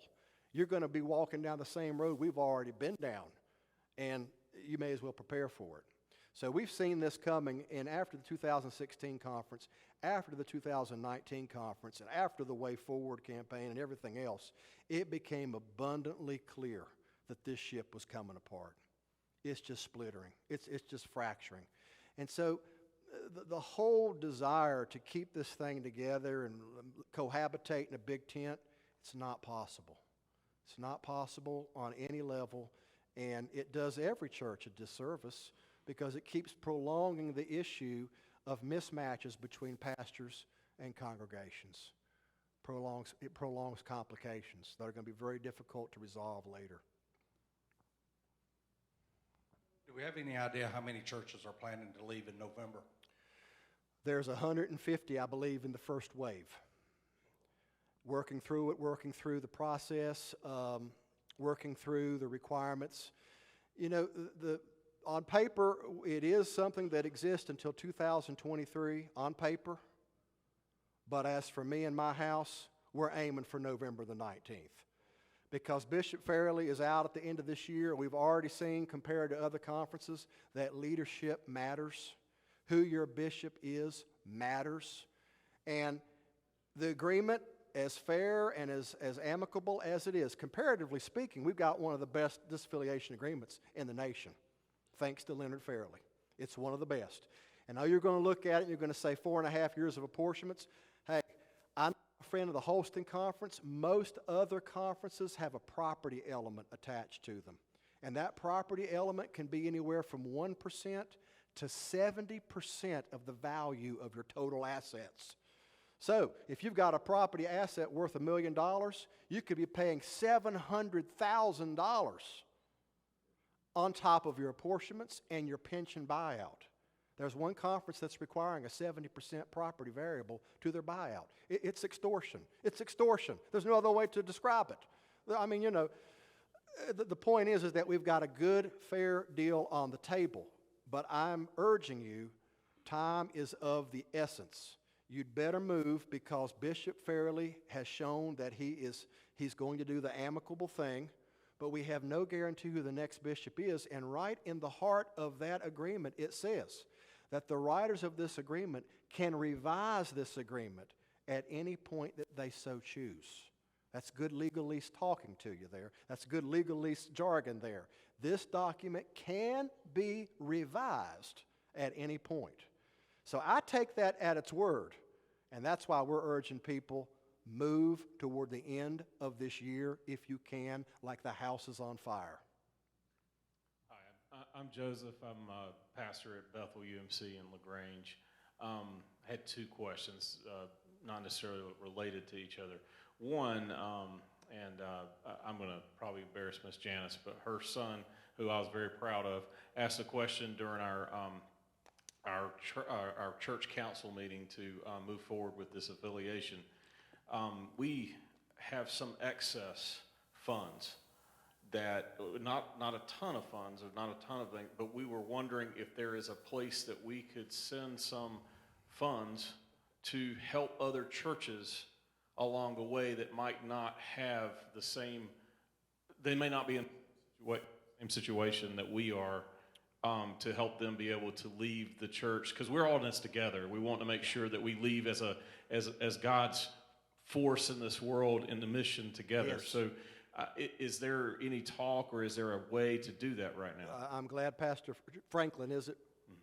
I'm glad he brought it up because, as I said, the donors that we talked about earlier, the $3 million grant, the $100 million short, low-interest loan that's going to be available, there are churches, well-endowed churches, like Mount Bethel in Marietta, Georgia, that just paid $13 million to get out, well-endowed churches that have offered that we've got the funds to pay for our disaffiliation, and we will even assist with smaller churches that need help as well.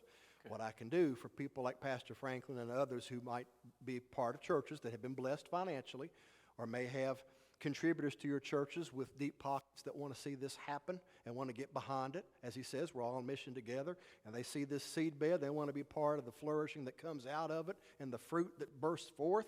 We can say that we lived to tell about it and we were part of it.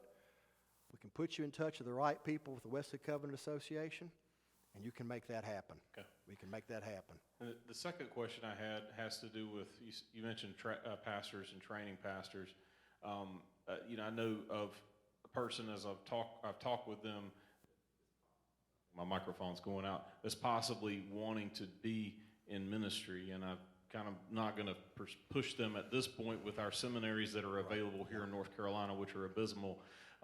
I went to one of them, and I'll say that, unfortunately. Yeah, I you're think, right. I wonder, is there any discussion on a possibility open up a higher education for our Global Methodist Church to accredit in North Carolina to allow pastors to be trained and to go through seminary and to have that, I think, very vital experience to be in community with each other. I don't know if that's a discussion or if that's something that's further down the road. Probably further down the road, but I will say that the seminary Billy and I represent, that we're very honored to be a part of, Asbury, is going to be a flagship seminary carrying the torch for this. Okay.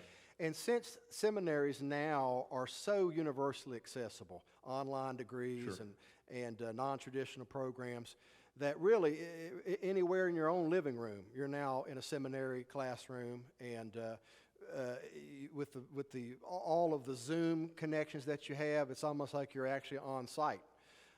So I do know that Asbury is going to be one of the torch carriers at the forefront for the Global Methodist Church. Number of people there, like Ken Collins and others, have been writing books on what the future of Methodism is going to look like. Just published last year, a very fine work that Ken Collins was a part of. That is a blueprint.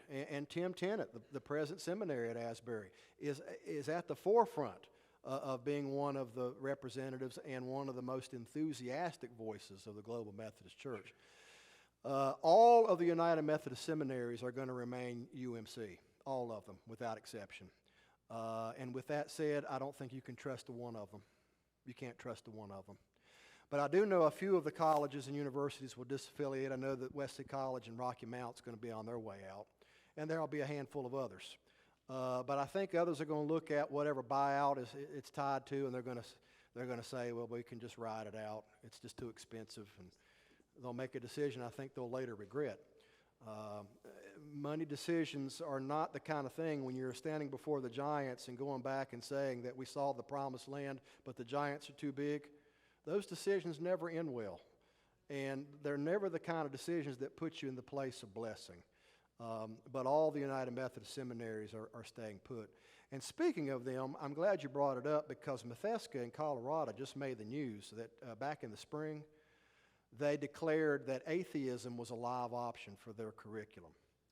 So you don't even have to be Christian anymore to go there to be a pastor. You can be an atheist. And they've declared that a live option at one of our United Methodist seminaries, who could one day be a pastor at your church if you remain UMC.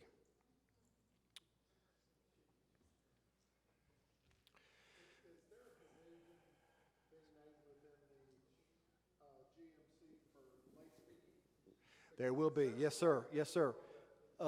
And that's also in the transitional book of discipline. A lot of these core issues, like you're talking about, the very core issues that define the lifeblood and heartbeat of our churches, that's really what it focuses on. Now, that discipline will expand later, but for all intents and purposes, the United Methodist discipline is a very solid discipline on paper. And the GMC is going to adopt most of what's there. Only the difference is not only is it going to exist on paper, but it will also exist in practice as well.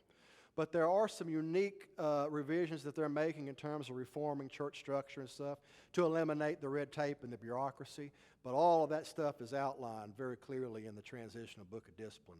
And 150 pages isn't very long. It's the kind of thing that you can read in short spurts and get a good feel for how the church is going to situate itself as it moves forward. Yes, it is. Yes, ma'am, it is. Global Methodist Church, and you would see the link for their transitional book of discipline.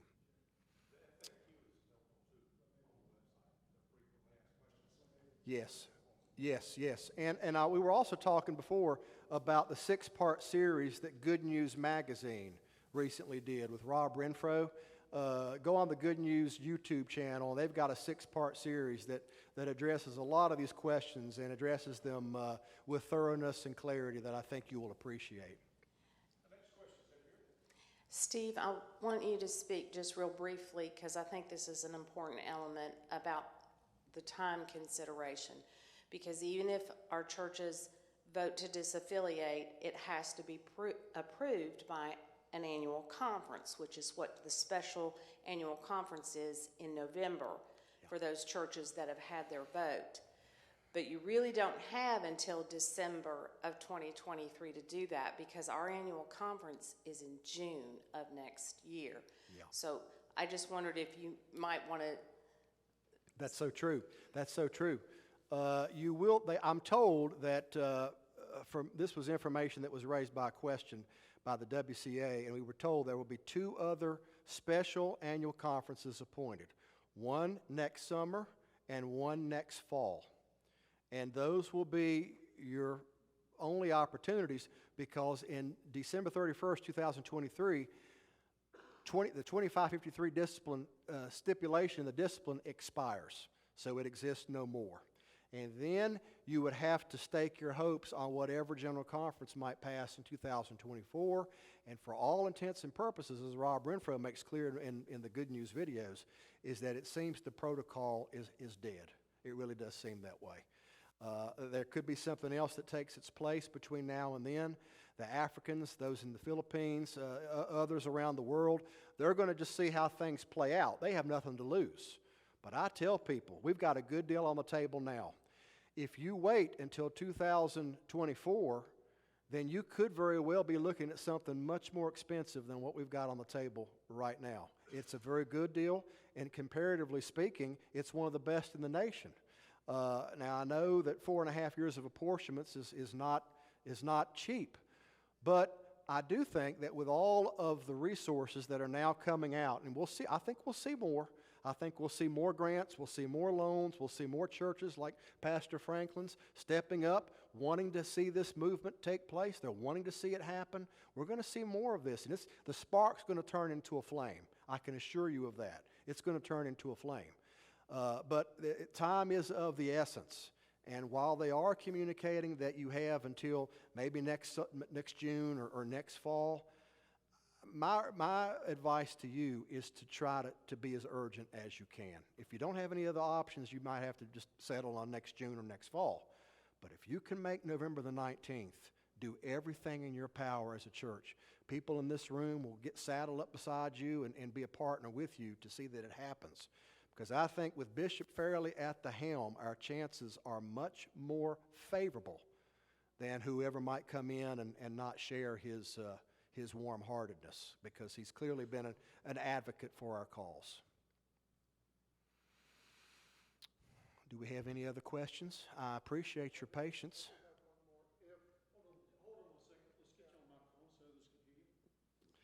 I know we've covered a lot tonight, but I tried to give you an overview of what's going on and to give you the steps of how the process will unfold for your church. There are some requirements, but I will encourage you that it's doable. Any church that can do it, because you need multiple people chipping in. We've been very blessed because we've had people going in one direction, auditing the membership roll. We've had another person going in the direction to make sure our deeds and all of our documents are in order. We've had another person going in the direction to make sure that we had legal help. We've had people who said, I'll do this, I'll do that, I'll take this. And so your church can do the same thing. You can have a person or people who work through the roll to see that it's updated. Like this brother was saying that, he's got a bloated roll with, hundreds of names on it. Some of them could be, on the other side of the earth. You can contact some of these people to say, hey, look, are you still connected to us? Do you still wish to be a member of New Hope? We trimmed our roll, and we're still in the process of making sure that it's more adequately representative of where we are as a church. And so you can appoint people to be a part of that. Don't be discouraged by everything that you have in front of you, because if you get multiple people involved, this will take care of itself, and you will see multiple things unfolding in a short period of time. In the WCA, we will advocate for you. We will be your advisors. If you have questions, reach out to us. We will help you in every way that you need. We will make sure that you are at November 19th, that you're with us in Greenville. We'll make sure of that. We had this come up already in a board meeting, and it got somewhat contentious. And the members in the church are asking for someone from the outside to come in that could make a presentation. Do we have some folks close by around here that... Oh, WCA, we've got people who are willing to do that. The last thing you want to do is call the conference office and ask them to send you someone. Well, yeah. No, that's like sending and we've had some people do that. To meet, so right? I got somebody from the conference office that's going to come and tell you something neutral about what we can do. And that neutral presentation is, just stay where you are. Everything's going to be one big happy tent. Friends, furthest thing from. When you hear the way these pastors are talking, like Tom Berlin, when you see the video like you just saw at the beginning, it's not one big happy tent. And just recently, there was a drag party at a church in Durham, a drag party at our own conference. We're not talking about the guy in Illinois. We're talking about a drag party held at a church in Durham, North Carolina. In the same city of Durham, there is a church called Pioneers Church that is co-pastored by a husband and wife, and they're highly evangelical. And that church espouses a traditional doctrine of marriage. I can send you the article about Pioneers Church in Durham and how the other United Methodist churches in Durham have been hostile to Pioneers Church in Durham simply because they hold a traditional doctrine of marriage. If they're inhospitable now, when we have an orthodox doctrine behind us, what do you think they're going to be like when that's no longer behind us? It's not one big happy tent. And I will be more than happy to send you that article about what's going on at Pioneers Church in Durham and all the hostility that they have experienced at the hands of other United Methodist congregations. So we just need to reach out to the Evangelical WCA, Fellowship. and they'll get the person that's closest to your church to come in and do what we offer tonight, to kind of give you the layout of what separates us, a brief kind of summary of what's dividing us, what's at the heart of it, and then give you a summary of the process that's involved.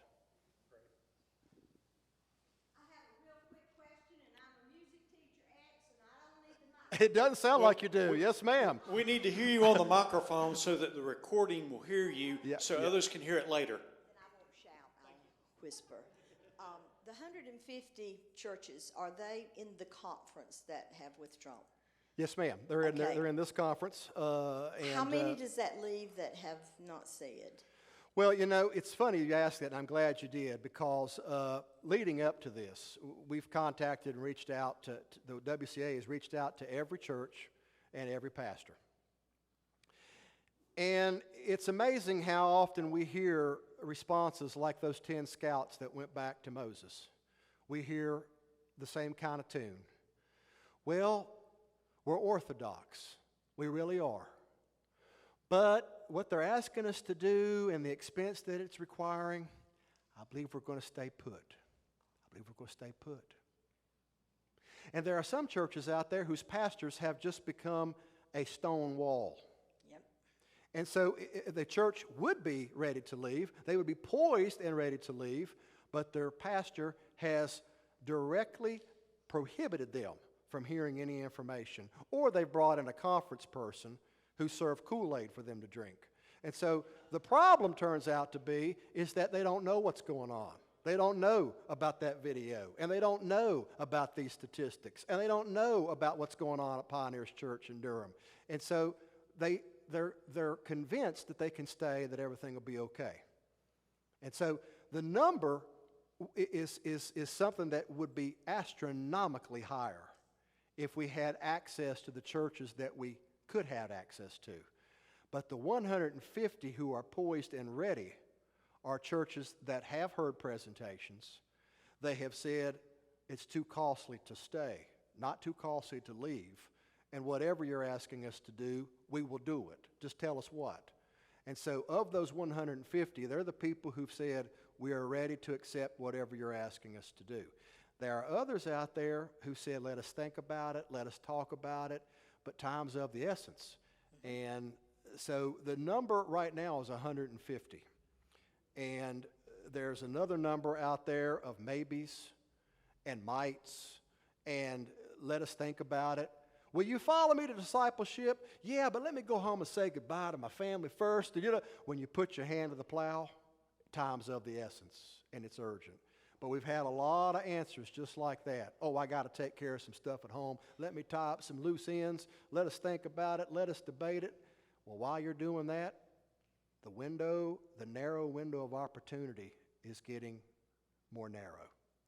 And so there are 150 churches definitively prepared in process as we speak. But there are many others who've said maybe, might, we'll debate it for a while, we'll talk about it. And that number is kind of fluctuating. What about throughout the United States? Do we have a Well, number? no, see, as I said earlier, a conference is under no obligation to allow disaffiliation. All theoretically could, but nobody's under the obligation. It really depends on your bishop who will advocate for you. And then once they design a buyout for you, they can attach other things to it, like a property element, for instance. Yes. And so there are other conferences like Holston being one, Ohio, Michigan, Pennsylvania, others who have more expensive buyouts than we have. We've got a very favorable one, thankfully. But there are places that do not have the disaffiliation option, and so they can't separate until they have something on the table, or else they'll have to face legal action to try to. And as I said, 10 states, they have no success in doing that. Other 40, they might have success, but no guaranteed success by any means. But we saw reports of a number of churches that left in Alabama. Last week there was a story about 100 churches in Florida. There was a story about 40% of the churches in one Texas conference that were disaffiliating. And of course, the one that made headlines was Mount Bethel in Marietta that paid $13 million to leave, largest flagship in Georgia, United Methodist Church. So, I mean, that number is very uncertain because not every conference is allowing disaffiliation, and some that are allowing, but at a very expensive cost.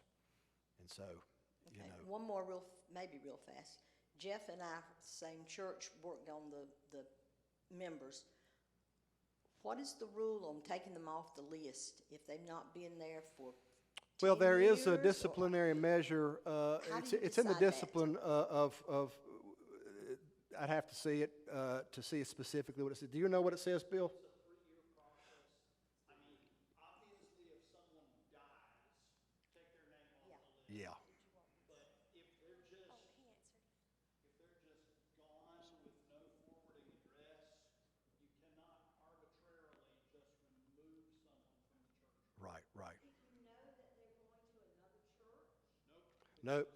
Can't. They might say, that was my grandma's church. Right. I don't want to tell my grandma that I'm a Baptist now because that would just break her heart. There is a disciplinary process, but it's very specific.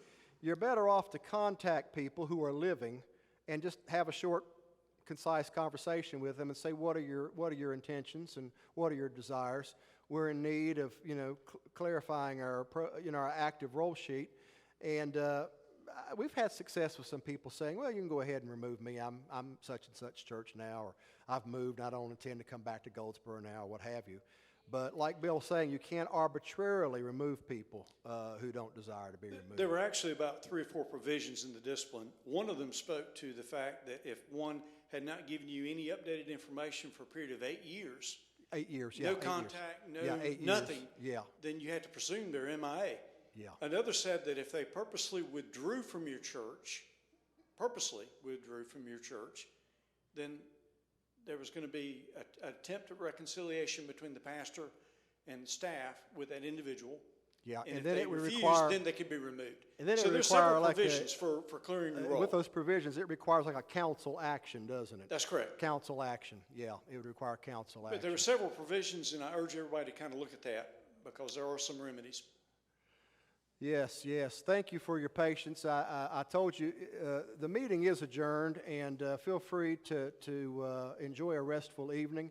But for those of you who have lingering questions, I'm here for the duration. So I'm here to answer whatever questions you have. But if you desire to enjoy a restful evening, please feel welcome to.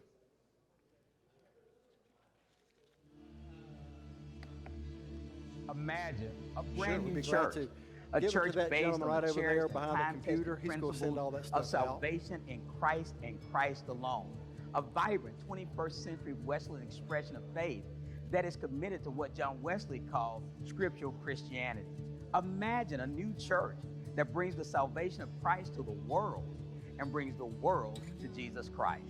It's a covenant founded first and foremost upon the Bible and the biblical doctrines of our church, from the Nicene and Apostles' Creed to the sermons of John Wesley to our articles of religion to the theological insights of Christian thinkers through the ages, faithful servants of the Word.